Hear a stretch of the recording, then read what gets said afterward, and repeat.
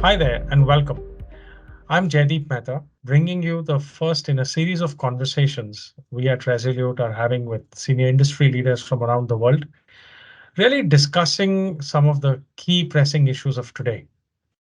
And these issues now, given the nature of the world that we live in, tend to be global in nature, increasingly complex, and dare I say, increasingly sporadic as well.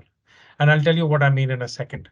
But before I do all of that, please join me in welcoming Rajiv Arora to our show today, as it were. Rajiv is a very senior regulatory and compliance domain leader based in London, in the United Kingdom. But his previous stints, especially at Mizuho Bank, have seen him operate in multiple jurisdictions around the world in multiple domains in different business lines within the Japanese bank. And we're very, very privileged that he's allowed us to get into his calendar and he's willing to share some of his thoughts and wisdom with us. Rajiv, thank you for joining us and most welcome. It's very good to know what Resolute is trying to do. So yeah, Jaideep, I welcome this conversation. Wonderful. Let me kick off straight away. I mean, given your vast experience in the regulatory and compliance domain, how have you seen the ecosystem evolve in the last couple of decades? What is the long arc of history telling us here? So one of the things is over the last 10, 15 years almost, it's the regulation and the compliance requirements have definitely sort of skyrocketed. But Mhm, I think more interestingly, even the scope has changed. And by scope, I'm trying to get as, so if you look at regulation, fine, legislation, fine, but then there are new products that are getting launched. There are mhm, new services that are getting launched. So what do I mean by new products? So, you look at cryptos, you look at NFTs. There are new mhm, products. They require compliance because, they're moving money, they're moving what I would say ownership structures and sort of keeping on top of those requires a very different mhm, mindset and a different sort of set of tools for you to be able mhm, to do that. Um, you know, so equally services like suddenly third party risk management is very key. And you cannot look at yourself as an island anymore. You've got to look at your interconnectedness and their connectedness. So it's not just third party but fourth party. So mhm, those sort of things you've got to look at. And then of course the scope further gets complex because your political landscape is changing. We've seen with the war with Russia, things have changed. Suddenly, China, over the last 2 years, the way we look at China has changed. The way we are perceiving Middle East is changing. So these things evolve very quickly, and one has to be staying on top of those. So I think scope of compliance is a very key factor.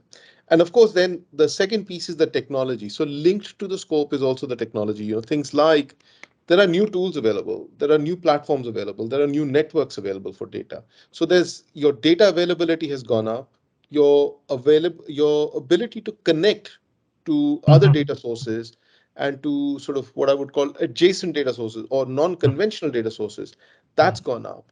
But equally, some of them are getting more obscure. So when you look at the crypto world, it's a bit more obscure unless you actually put a lot of effort to connect up with that landscape. So those things one has to consider. So then Scope and technology. scope You and technology. I think those are the the two main regulatory things. and compliance community is really living in a very interesting time at the moment. A lot of transition, new asset classes, new ways to move money, and new tools and technologies available. But this must also be creating sort of, should I say, new challenges. So, to the community members who may be listening to this and seeing us on screen, as it were, what would you say they should watch out for? What are the top two or three sort of big challenges facing the community today? So I think cost of compliance is definitely a challenge and has been a challenge for the last 5, 6 years. There's no getting away from that, and it'll continue. And the Mm, reason it'll continue is because the business models are under sort of pressure, and they're mhm, under pressure because people are able to disrupt existing processes. So if you look at say fintechs, they are seriously getting inroads into the markets that have been traditionally very difficult. They've required large balance sheets or they've required large infrastructure investments. But today you can literally open a bank with no almost zero money and almost zero infrastructure in the physical sense of infrastructure, correct. any Correct. bricks and mortars type Mm, infrastructure.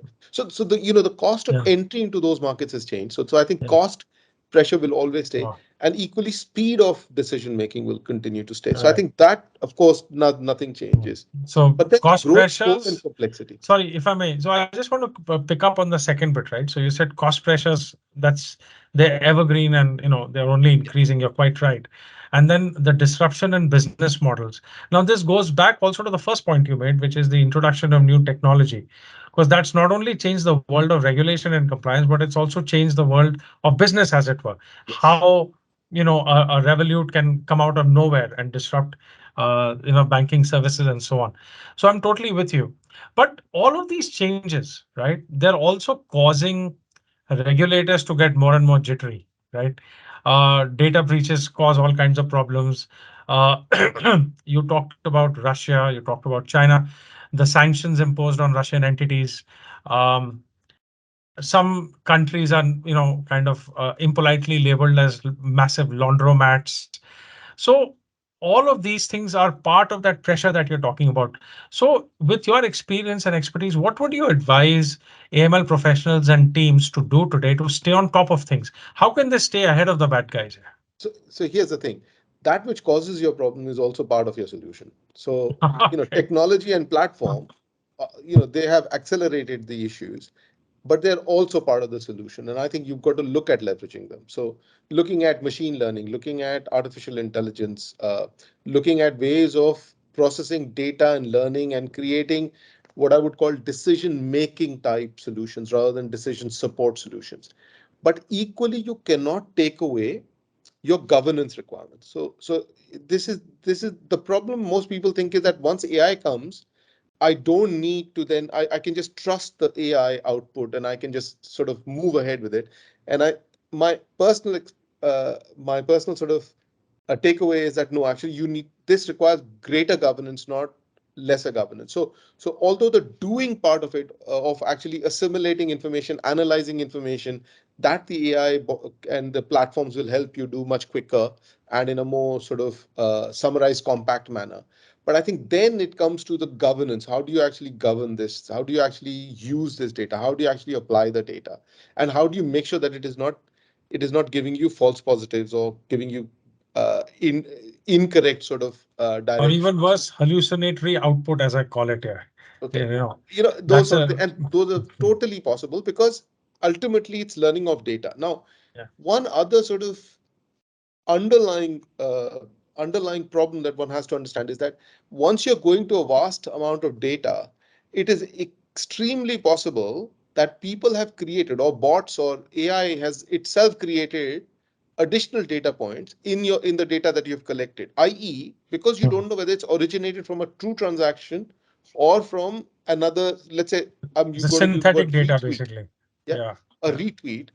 So it could actually be used as facilitating Mhm. to or influencing your decision making. So ability to sort of segregate real data from non-real data or what I would say morphed or constructed data, Sure. that is got to be a very key part of the Wow. solution you got to think of. That's yeah, and that is a cautionary note where AI meets reality, right? Yes. That's the way I put it. I mean, today, we've been experimenting with AI, and everyone asks us, you guys must be using a lot of AI. And, actually, yes, we are, but not as much as you would think because of these challenges that you've just so, articulated just so well, Rajiv.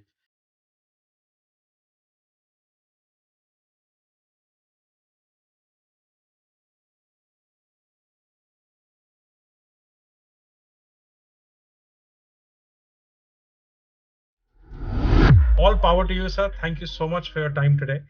And I look forward to continuing our engagement going forward as well. Definitely, Jaideep. And yeah, good talking to you. Thank Thanks for you. inviting me.